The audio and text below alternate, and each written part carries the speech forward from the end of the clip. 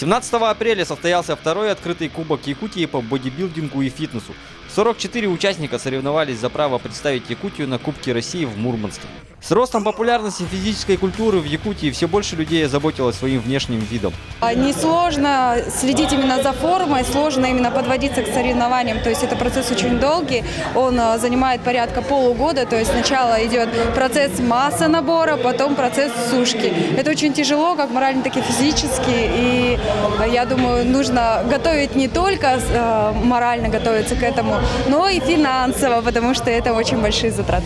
Готовиться, конечно, было сложно. Нужно было все вовремя найти, все костюмы, все реквизиты. И не только реквизиты, но и макияж, грим. Тренироваться тоже нужно было усердно. Я родилась девушкой, и нужно себя показать красивой миру. Федерация бодибилдинга зарегистрировалась на земле Алонхо в 2012 году, но уже сейчас сотни молодых людей и девушек увлечены поддержанием себя и своих мышц в тонусе.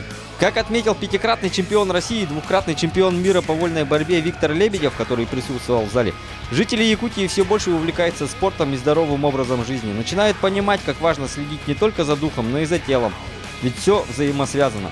Свои шансы я как не могу сказать конкретно в этом году.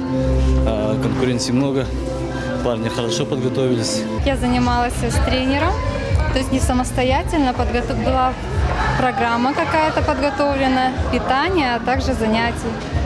Вот.